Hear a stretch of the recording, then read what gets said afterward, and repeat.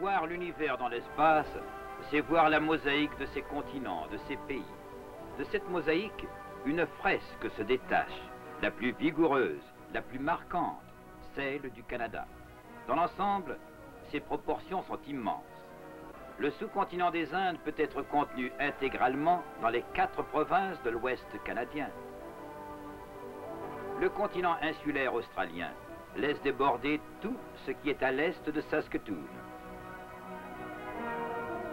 Les 5 grands lacs canadiens peuvent baigner toute la Grande-Bretagne et l'Irlande du Nord. Le grand État du Texas représente moins de la moitié du Québec. Les États-Unis eux-mêmes, superposés au Canada, ne toucheraient pas le Québec, Terre-Neuve et les Maritimes. L'Europe entière peut être contenue dans le Canada sans jamais toucher son littoral ou ses frontières.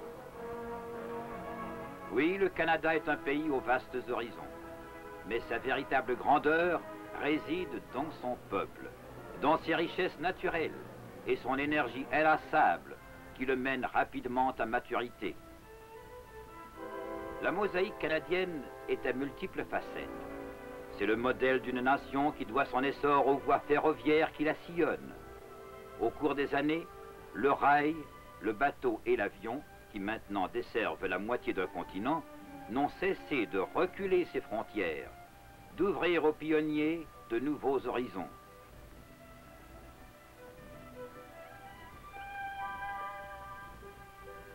Le dessin de cette mosaïque, aujourd'hui complexe, est pourtant très simple.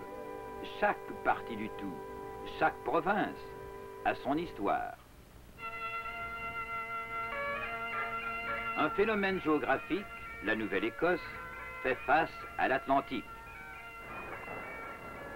La Nouvelle-Écosse est une presqu'île, et à l'échelle, c'est un isthme bien petit qui l'empêche d'être une île. 5 groupes ethniques y gagnent harmonieusement leur vie. Écossais, Anglais, Canadiens-Français, Irlandais et Allemands. Chacun d'eux, à sa façon, a développé et enrichi cette terre qu'il a choisie.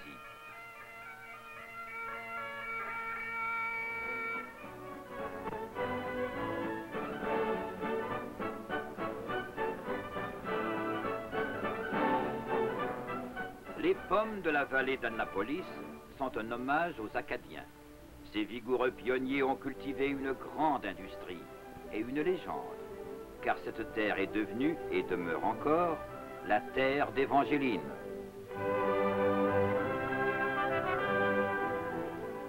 Les premiers colons de Lunenburg ont bâti une des plus belles flottes de pêche du monde entier. Ces loups de mer sont de véritables marins.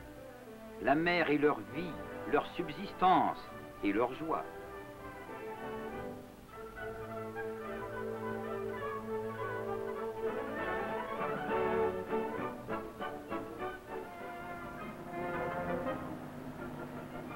En Nouvelle-Écosse, le poisson le plus recherché est le thon.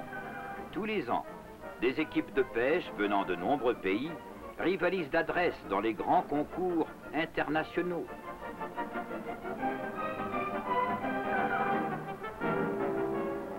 Le poisson est la récompense, mais c'est le sport qui surtout attire les pêcheurs. À leurs yeux, le thon n'est ni un nom, ni un poisson. C'est une cause. Et elles sont rares, les causes qui inspirent autant d'ardeur, d'enthousiasme et de ténacité.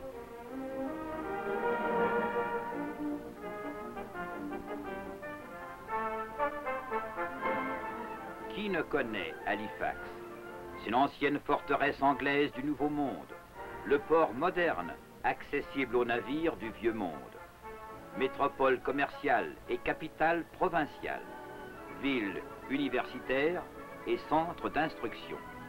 Halifax, mélange piquant de vieux canons et d'entreprises nouvelles. Une ville qui a conquis le passé et relevé le défi de l'avenir.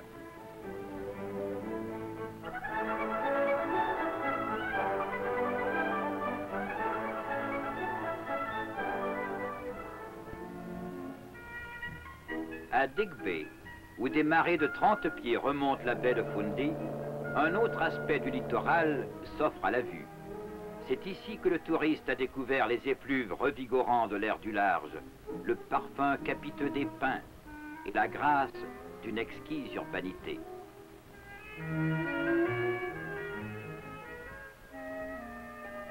Cette terre légendaire et fleurie est le paradis de tous ceux qui recherchent le plaisir et la joie de vivre sous un soleil maritime. Le cri des mouettes et le parfum des algues à Yarmouth donnent à la vie un petit goût marin.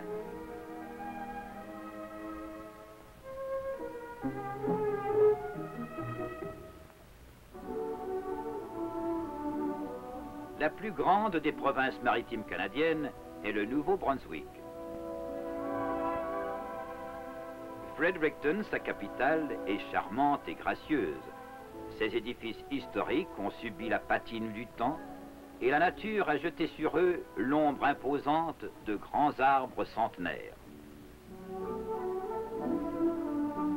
De vastes régions parsemées de lacs, entourées de sommets boisés, sillonnées de rivières et contenues par un littoral au profil anguleux, exercent un attrait irrésistible sur les sportsmen de tout un continent. Saint-Jean prend une part active de l'économie provinciale. C'est elle, la cheville ouvrière, le cerveau commercial. Tête de communication ferroviaire, centre d'intérêt manufacturier, elle est aussi énergique et remarquable que le mascaret de ses chutes célèbres.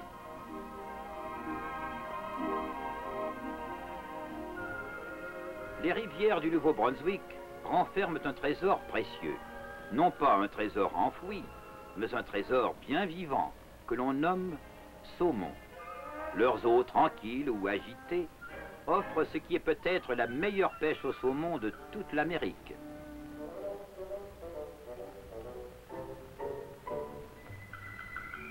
Que l'on recherche la pêche, la chasse, le golf, le tennis, ou que l'on veuille tout simplement faire le lézard au soleil, voici une contrée bien faite pour tous les agréments, et où l'air que l'on respire est fortement empreint de revenez-y.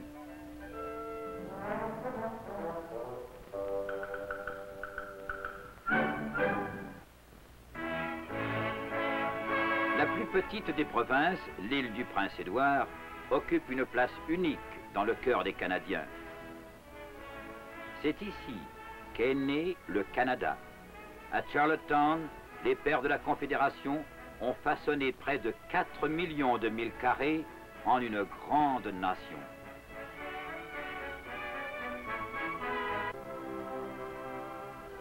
Mais l'île a su créer et développer sa propre économie. Ses pommes de terre sont renommées. On pêche dans les terres et en haute mer. Ses stations balnéaires offrent de magnifiques plages sablonneuses.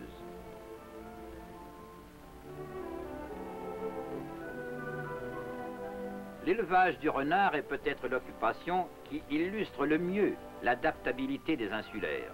Avec un minimum de ressources et un maximum d'efforts, ils ont fait de leur petite île un modèle de progressivité.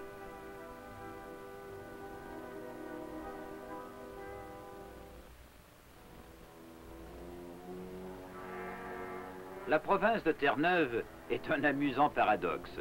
C'est une île à deux faces. La première est celle d'un pays vigoureux, la plus ancienne des colonies britanniques, un trait d'union, une étape entre deux mondes. C'est le visage buriné de robustes gaillards, de petits ports de mer étroitement enchâssés dans l'Europe.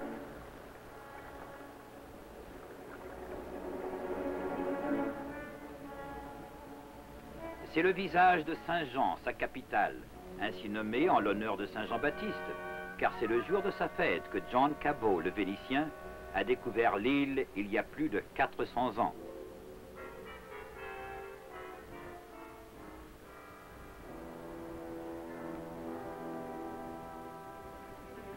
La seconde face est celle de la plus récente province du Canada, dont la physionomie respire un élan d'énergie.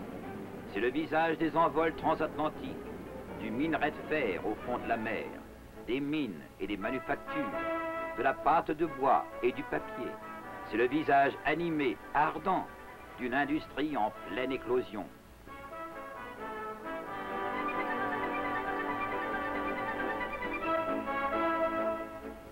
Terre-Neuve, par sa sagesse en pleine maturité, par sa jeunesse en pleine puissance, a bien mérité le fauteuil qu'elle occupe au Conseil de famille de la Nation.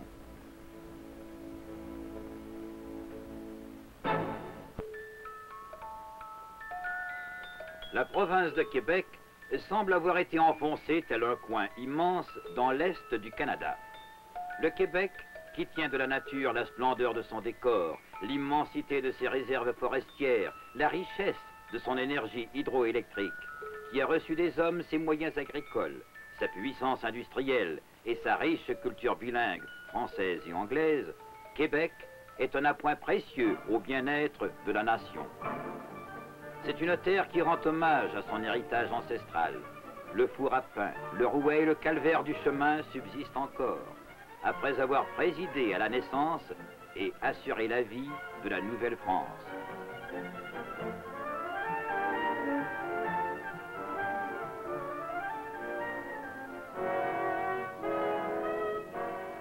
À l'ombre du château Frontenac dans la ville de Québec, le visiteur contemple le berceau de toute l'Amérique du Nord.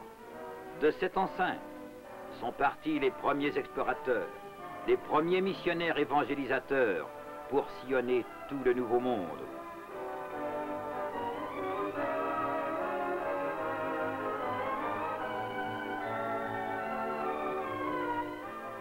Le Saint-Laurent menait droit au cœur du continent. Maintenant, après 4 siècles, une grande activité fluviale se déploie sous les falaises de Québec.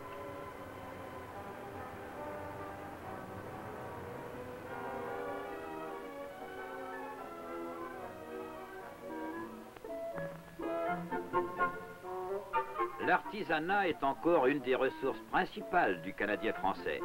Son art est admiré et recherché. Jean-Baptiste, profondément religieux, rayonnant de joie de vivre et très industrieux, se donne à la tâche avec bon cœur et bon bras, serrant sur sa poitrine sa médaille scapulaire.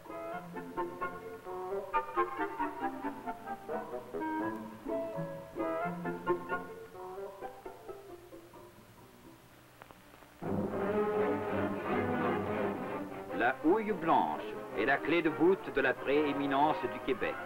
De sa richesse houillère, le Québec puise l'énergie qui éclaire les cités et anime les solitudes sauvages. Il produit plus de la moitié de l'énergie hydroélectrique de toute la nation.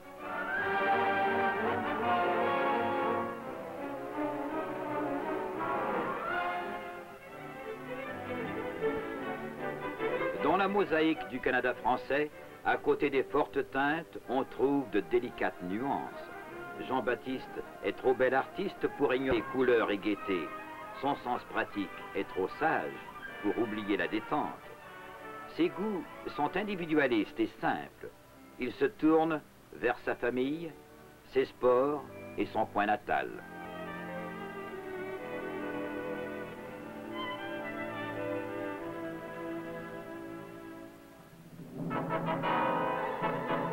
La ville la plus impressionnante est Montréal, la plus grande du Canada. Sa culture, son commerce, son industrie lui confèrent un caractère cosmopolite qui lui est propre. Elle est un centre international maritime et aérien. Elle est le pivot du réseau ferroviaire du Pacifique canadien, dont les rails sont les artères de la vie économique du Canada.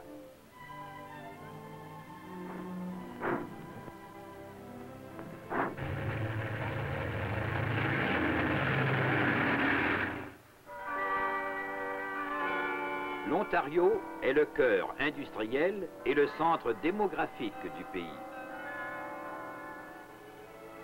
Mais Ottawa est le cœur même de la nation, et chacune de ses fortes pulsations traduit la conscience nationale. La ville est encore grandissante, et chaque année ajoute à sa stature imposante. Chaque terme parlementaire est le reflet de la pensée du peuple canadien d'un océan à l'autre.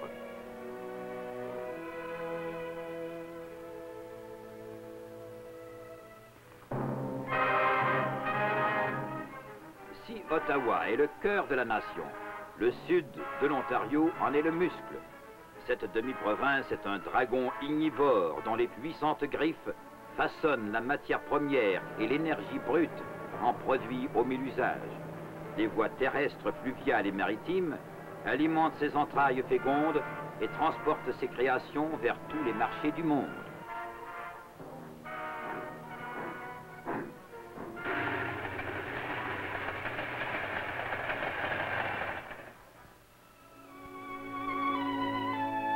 Dans ce corridor géographique, la mosaïque révèle des beautés insoupçonnées. La péninsule Niagara est comme un jardin à côté d'une usine, un site de repos sous les vergers en fleurs que pénètre l'odeur des labours.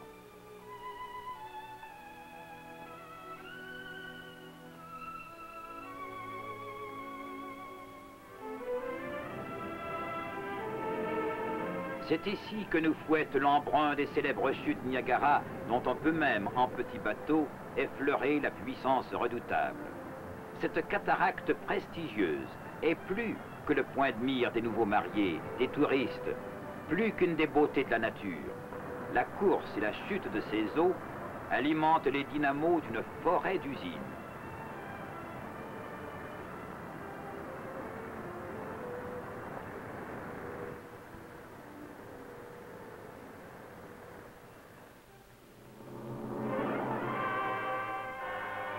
Toronto est depuis longtemps un foyer de tradition.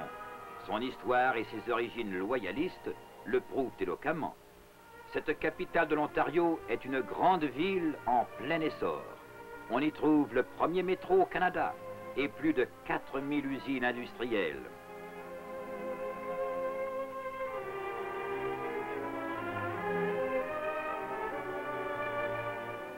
Mais Toronto s'est aussi trouvé du temps pour les jeux en plein air, les sports vivifiants et l'amusement des jeunes.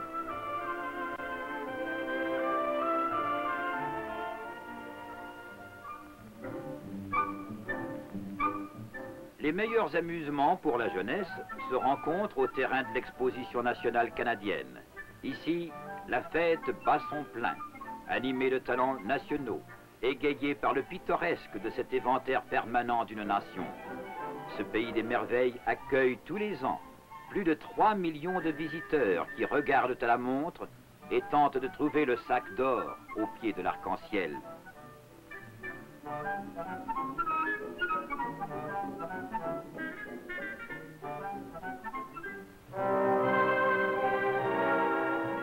Il arrive, de fait, que le pied de l'arc-en-ciel baigne dans de l'or. Le terrain rocailleux du nord de l'Ontario recouvre un minerai d'une richesse fabuleuse, un trésor dont le développement produit plus de la richesse minérale que tout le reste du Canada. Or, nickel, cuivre, platine, cobalt et argent ne sont que quelques-uns des riches filons que renferme le sous-sol de ce nord ontarien.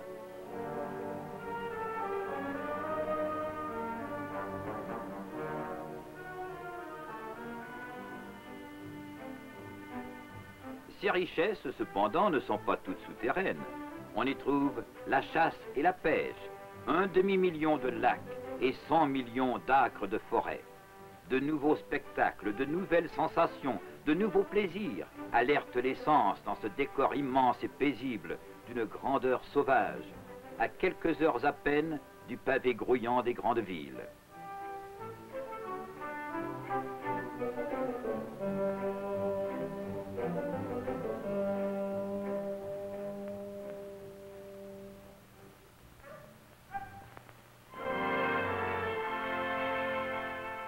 La première des grandes provinces granifères est le Manitoba.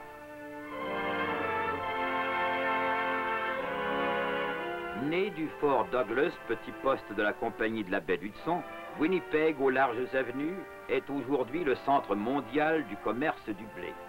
Ces gens, au seuil des immenses prairies, ont développé leur propre culture musicale, dramatique et artistique.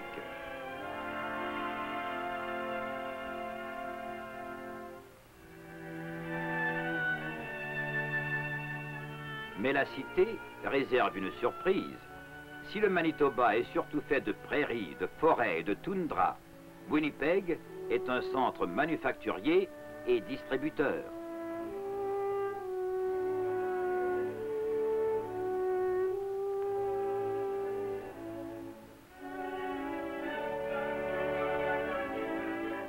Sa situation géographique a dicté la destinée de Winnipeg. Au centre du pays, elle canalise le transport vers l'est, l'ouest, le nord et le sud. Point convergent de toutes les lignes de chemin de fer de la nation, c'est elle qui reçoit, c'est elle qui achemine le grain des prairies vers les marchés mondiaux.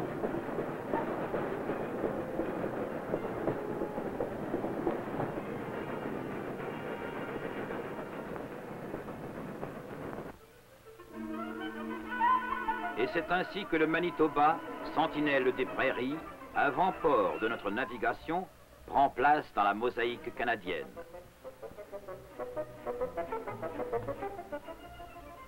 Il offre aussi des plaisirs poétiques, ses campagnes, sa flore et sa faune, ses parcs et terrains de jeu, où la nature généreuse bénit l'entreprise des hommes.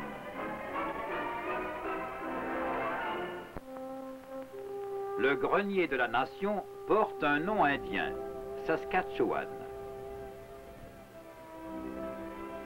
Les plaines qui jadis nourrissaient le bison nourrissent maintenant la semence des moissons. Le bison disparu, l'homme a semé son blé. Sa crainte aujourd'hui n'est plus pour l'Indien hostile, mais pour le temps incertain.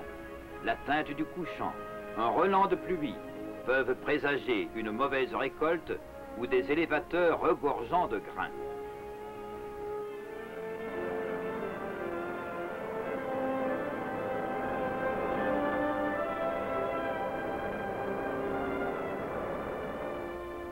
Ces prairies audacieuses ont vu naître en leur sein un étonnant jardin, une oasis au milieu des plaines dorées par la moisson. Regina, la capitale provinciale, est une ville fleurie. C'est à la main de l'homme qu'elle doit sa beauté, la fraîcheur de ses lacs, sorte de complément heureux à sa vitalité commerciale.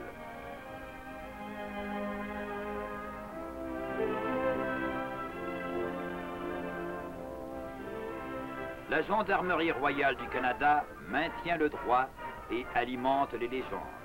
Et ces légendes, racontées ou chantées, sont autant d'affectueux symboles du respect que l'on porte à cette prestigieuse force policière.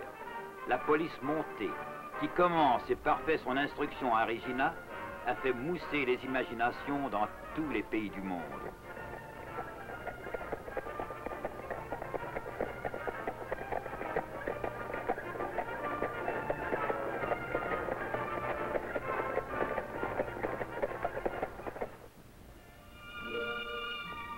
En Alberta, la mosaïque canadienne réunit quelques-uns de ses effets les plus spectaculaires. Les prairies dans son dos et face aux Rocheuses, Edmonton, la capitale, est sise en plein pays de merveilles. À l'encontre de l'Est où domine l'homme et son industrie, Edmonton doit sa croissance aux étonnantes découvertes pétrolifères.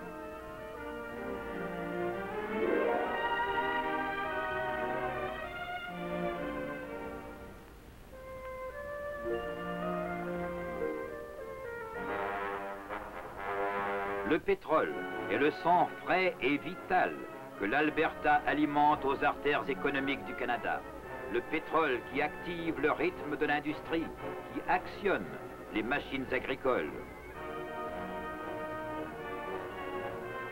Le pétrole est toute une aventure.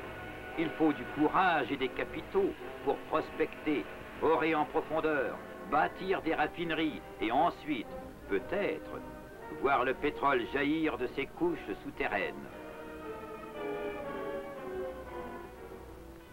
Dans la vallée de la Bow, la ville de Calgary est très fière de son cachet, de son caractère et de ses manières de l'Ouest, car n'est-elle pas le centre d'une grande région d'élevage?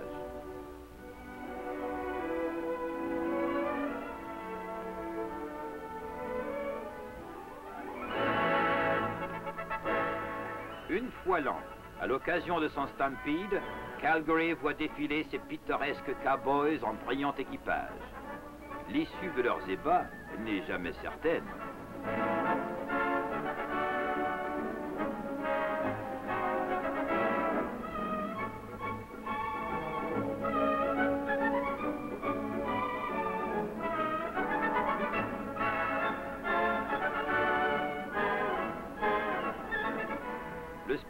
spectacle le plus panaché, le plus criard dans tout le Canada n'est pas sans compensation.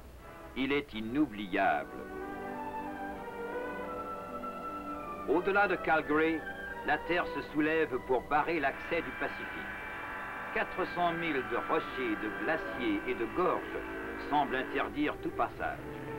Si aujourd'hui, le chemin de fer transcontinental du Pacifique canadien passe cette barrière, c'est grâce aux hommes qui ont percé le roc des montagnes, traversé les précipices et franchi les gorges profondes pour installer ce rail qui nous porte en tout confort.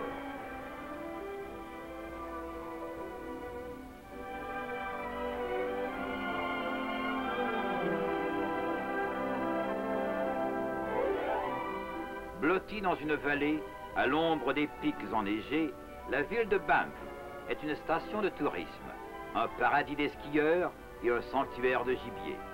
Son hôtel seigneurial, Banff Springs, est réputé auprès des villégiateurs. Sa renommée a été faite grâce au club de golf, au ski, aux avirons, aux maillots de bain et à son décor des hautes altitudes.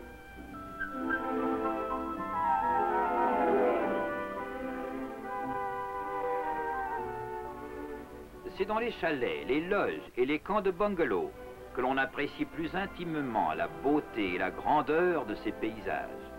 Car la beauté de la haute montagne est constamment changeante, faite de splendeurs fugitives dont il faut capter chaque instant qui fuit.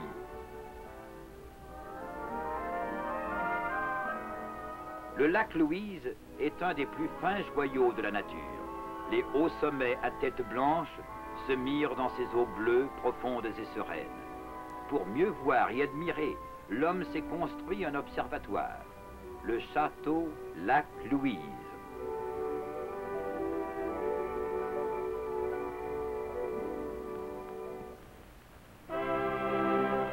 La Colombie-Britannique est le rempart du littoral et le portail du Pacifique. Victoria en est la capitale. Ses fondateurs, voyant dans cette contrée une réplique des campagnes anglaises, y ont reproduit les maisons, le décor et implanté les habitudes de leur pays natal. C'est ainsi que l'on retrouve la diligence, la corbeille de fleurs suspendue au lampadaire, bref, tout l'héritage de la mère patrie, dont les traditions sont ancrées, comme la racine des grands chênes, en terre victorienne.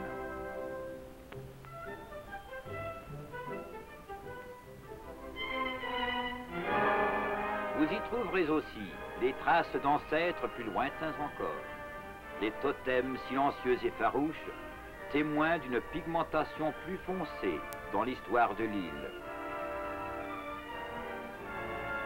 Tout près de là, la voix puissante de la Colombie-Britannique se fait entendre.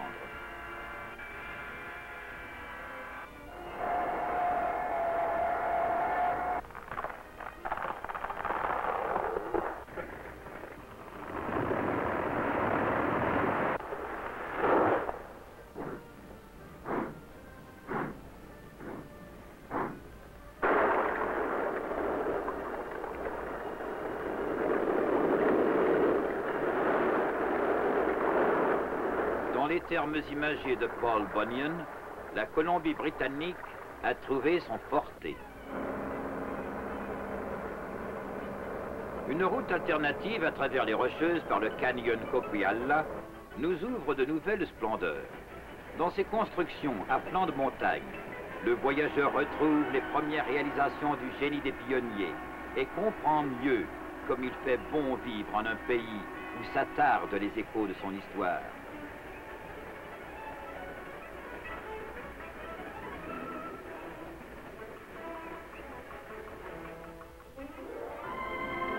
La ville de Vancouver était surnommée tour à tour porte de l'Orient et de l'Australie, métropole de l'Ouest, terminus ferroviaire, foyer des navires princesses.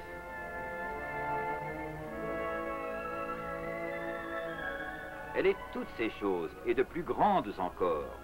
Le travail colossal accompli dans l'exploitation intelligente et progressive de ses ressources naturelles reflète cet optimisme irréductible avec lequel on bâtit les grandes villes.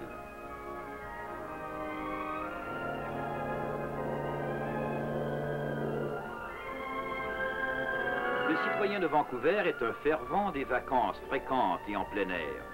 Entouré de plages et de montagnes superbes, il sait prendre le temps de vivre et d'être heureux.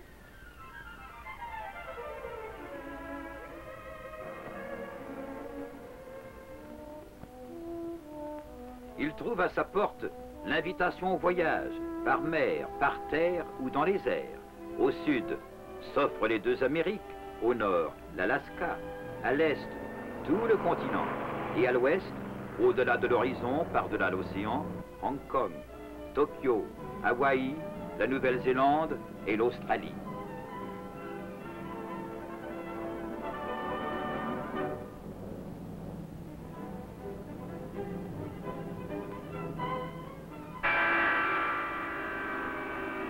La mosaïque est complète. Une nation nouvelle, née sur parchemin en 1867, a tissé la trame de son destin. Le dessin révèle le motif sublime de ses rêves, de ses aspirations et de sa foi.